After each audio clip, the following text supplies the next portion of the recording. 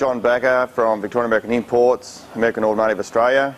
Just wanted to talk to you in a few minutes about some of the things that are happening in our industry, and in particular overseas conversions. There's a few companies now that have taken all this sort of work offshore, a bit like a lot of industry in Australia now. But some of the things you might want to be aware of if you're considering buying one of these cars and considering purchasing one that's done overseas is a few things in particular. One is, most of them want you to pay up front, therefore they want you to send you the money to the US first to purchase the vehicle, then you send money for the conversions to another country, where it could be the Philippines or Sri Lanka or Thailand, but anyway, so some money goes to the US, some money goes to somewhere else for the conversion.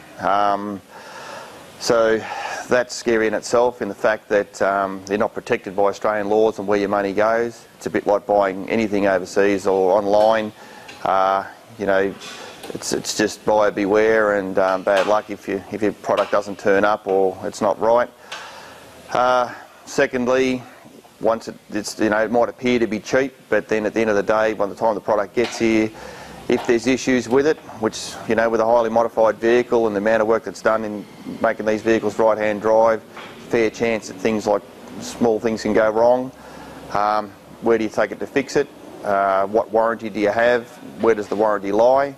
All these questions seem to be sort of brushed over when it comes to sending your money overseas for a vehicle and conversion. You're not protected by the Australian government laws and so forth in relation to all of that. So what appears to be cheap on one end doesn't normally work out that way.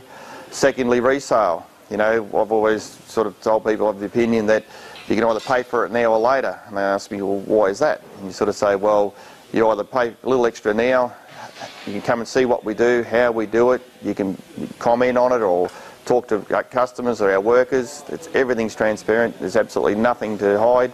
There's procedures in place. We're governed by independent auditing to make sure that everything's done to a standard. There's a recall process. There's a process to follow on who's done what job with what part. All of that's controlled by an independent. So therefore, there's an assurity there that we eliminate any sort of issues, or if there is an issue, there's a recall process, and we're responsible for it. So, like I said, you can pay for it now or later, in the fact that you may be paying someone else to rectify problems that may have been caused with the conversion overseas. And mostly and foremostly, that is when it comes to resale. If you see a vehicle, one of our tags on it, everybody's happy to buy it because of reputation.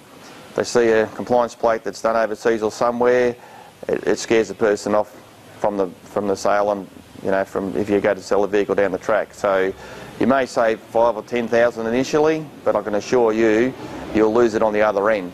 And in the meantime, you possibly won't have a trouble-free, hassle-free motoring. You'll just have most likely an unreliable vehicle with certain issues. It's going to cost you along the way, and in the end, you're going to have a super bad experience, and then, which is disappointing to us, because we may miss out this time, but we possibly pick you up next time, and but unfortunately, it'll leave you with a bad taste in your mouth if you've had an unreliable vehicle because it's been ruined in the conversion process. So please, by all means, do your homework on where you're going to get your car and who's going to convert it, and don't be fooled by all the smoke and mirrors about what happens overseas. You really need to check it out, and if it's cheap enough, you can probably afford an air flight and go and have a look, because don't get caught out like a lot of others and what we've seen here before.